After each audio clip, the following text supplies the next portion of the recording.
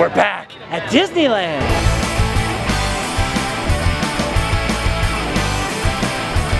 Would you leave today and enter the world of Random Land?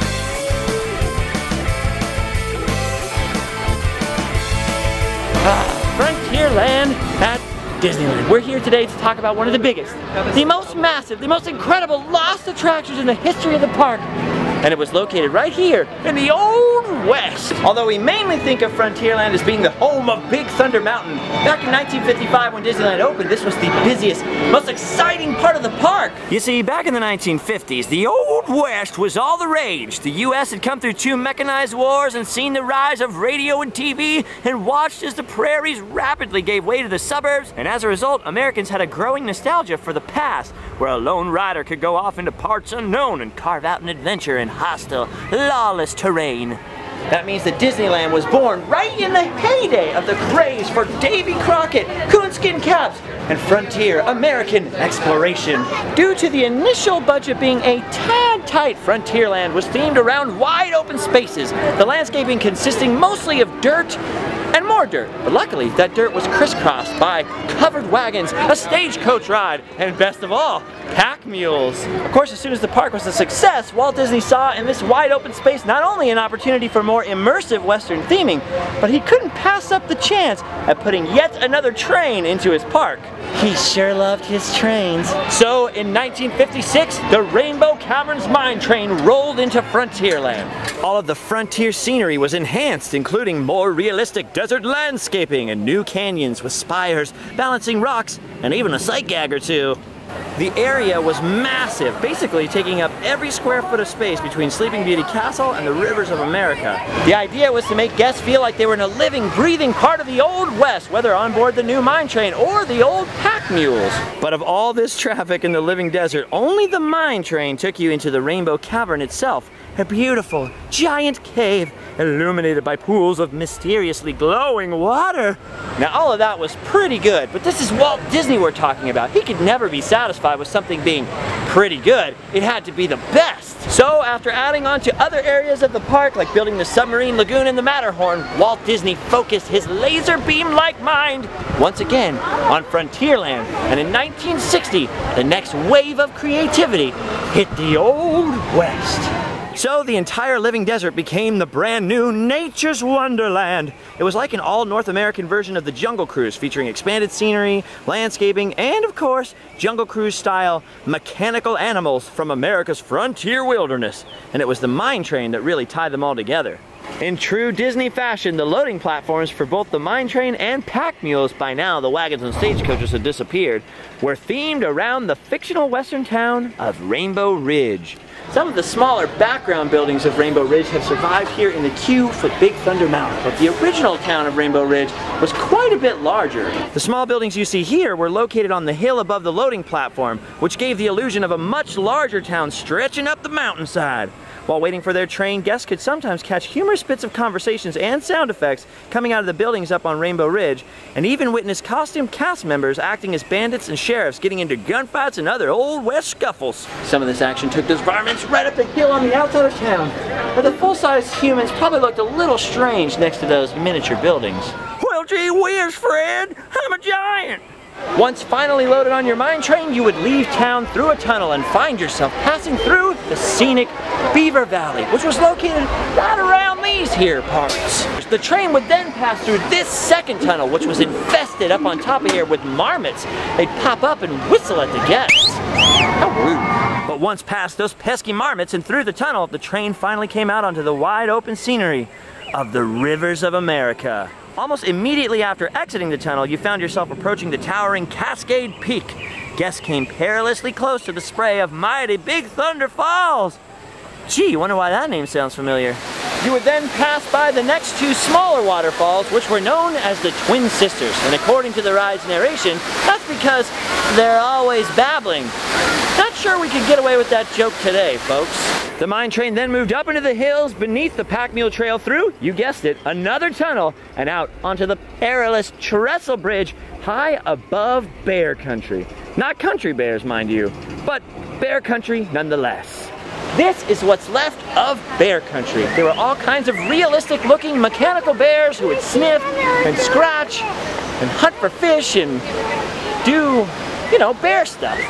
Looks pretty bare of bears now. Remember that unlike modern audio animatronics, these were much simpler creatures, a lot like the Jungle Cruise hippos or something like that. But they did move around enough to satisfy the imaginations of guests riding high on the trestle bridge above, safely out of reach of any stray bears. Now, even though the last remnants of the trestle bridge itself are long gone, you can still see an original piece of bear country right here, the mechanical jumping fish. Now, although they break down periodically, or somebody forgets to turn them on, these fish have been jumping around happily in here since the 1960s. So just in case you've ever stopped by here and thought to yourself, something a little fishy going on in there, you were right. Anyway, next the train went underneath the path of the pack mules again, passing under a natural arch and into the vast living desert area. Only now, in addition to the original scenery, the living desert was thickly populated with saguaro cactuses and all kinds of moving desert critters. There were bobcats, wild pigs, coyotes, possibly goats, you get the idea. Now by this point of the ride, after being in the desert sun for so long, some of the cactuses started to look like they had human faces. Hey, that was funny back then. That was good stuff. Around the bend, right around in this area, were the fantastic Devil's Paint Pots. Sounds pretty scary, right? These were made to represent volcanic hot springs bubbling up from somewhere hotter than heck itself. Next up was a majestic geyser suddenly shooting water up into the sky. Oh no, I just got wet. Don't worry folks, that was just old unfaithful geyser having her way. Oh, great. I just got wet. After that, the train would pass by the pond, which was sort of a desert watering hole in this area, and basically an excuse to show some more desert creatures. Oh, cool. Some more desert creatures. The train passed through the treacherous, teetering, whirling, balancing rocks. Oh my God, there's a rock up there. At last, the train would enter the Rainbow Caverns, which was made even more beautiful, almost psychedelic even, with upgraded blacklight technology. Unfortunately, due to the limitations of the colored film of the day, there really isn't any good footage of what the caverns actually looked like. Luckily, websites like Daveland have lots of amazing photographs, but everyone who visited the caverns agrees that no photograph could ever really capture the experience. The closest thing to Rainbow Caverns we'll experience today is the wink and nod to the old attraction inside the first lift hill of Big Thunder, or down in the Calico Mine Ride at nearby Knott's Berry Farm, which was built in the same year. But as fantastic as those similar scenes are, the people who really experienced it here will all agree, nothing's ever quite beat it.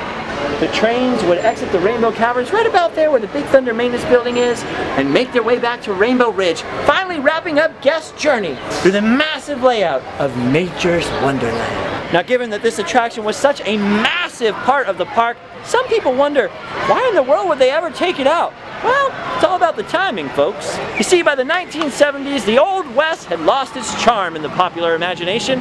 And not only that, but by the time the rides like Pirates of the Caribbean and the Haunted Mansion came along, showcasing Disney's huge leap in the field of audio animatronic technology, the animals in Nature's Wonderland looked a little less convincing than they used to. On top of all of that, in the preceding decades, other parks had tried to compete with Disney by placing a heavier and heavier emphasis on roller coasters. So, with guests seeking more thrill attractions and Disney's own success with Space Mountain in 1977, they knew the Mine Train had had its day, and they started constructing one of the greatest Disney rides of all time, Big Thunder Mountain. Today, Big Thunder Trail cuts through much of what once was Nature's Wonderland, and the Big Thunder Ranch sits on top of what used to be the living desert. But if you know where to look, there's all kinds of abandoned remains of this former amazing attraction scattered around today's Disneyland. Of course, we've already seen the tunnel and the fish from the original Bear Country, and hundreds of guests pass right by the old tunnel to Cascade Peak every single day. But if you board the Mark Twain, you can still see a big section of abandoned track from the original ride. Cascade Peak was finally removed in 1998 after becoming unsteady, and the last remaining train from the attraction that had been left for scenery along the river has long since left for Griffith Park, and hopefully a future restoration. But over here, just by the entrance to Big Thunder Ranch, 2 of the original buttes and this last arched rock formation from the ride can still be seen up close and personal. Wow, check this out. She's a real beaut. Right over here inside Big Thunder Barbecue is an abandoned piece of scenery almost nobody ever notices, hidden right in plain sight. Now this tunnel didn't actually lead anywhere but backstage maintenance, but it still counts.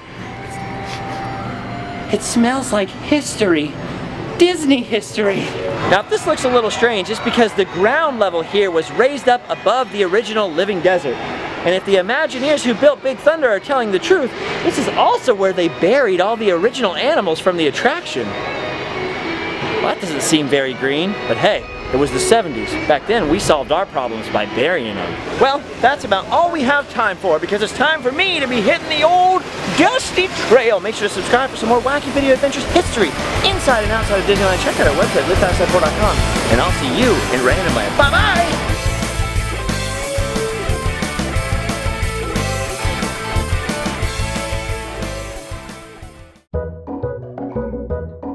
Are you tired of wearing the same old apparel? Well, it's time to get something new to wear. We have shirts, hats, and so much more. So come on down to livefastdieport@spreadshirt.com. Pack mules! See how many people you can get to look at this way. Pack mules! Pack mules! Pack mules! That guy right there does not appreciate pack mules. I'm not a big fan of pack mules. More of a fan of Pac-Man. I don't know why I'm rubbing my belly. Because he likes to eat a lot. He likes to eat. Yeah. Okay. He likes to eat a lot. I insulted somebody. He likes to eat those little. You're not insulting him. He probably does like to eat. I like to eat. What about you? No, I like to eat. But he likes to eat cherries. Those cherries that pop up. We're coming into bear country now, folks. And while we're crossing the old trestle, you gotta sit real still. No telling how long she's gonna last. If you don't know what a marmot is, don't worry. Neither does anybody else. Moving on. One of them gals from the red light district lost her lace bib. How's she gonna eat her soup now? As we pass through old Natural Arch Bridge, you can see the great living desert down below.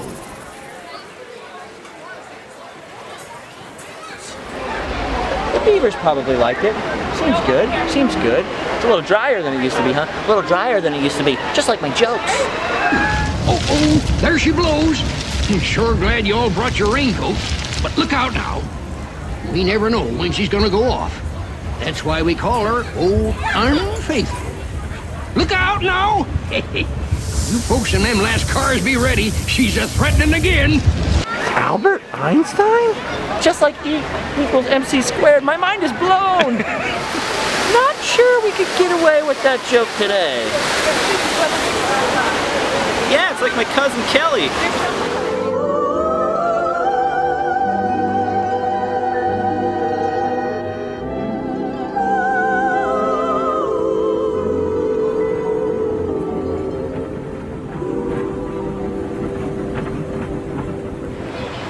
See, he remembers. He remembers.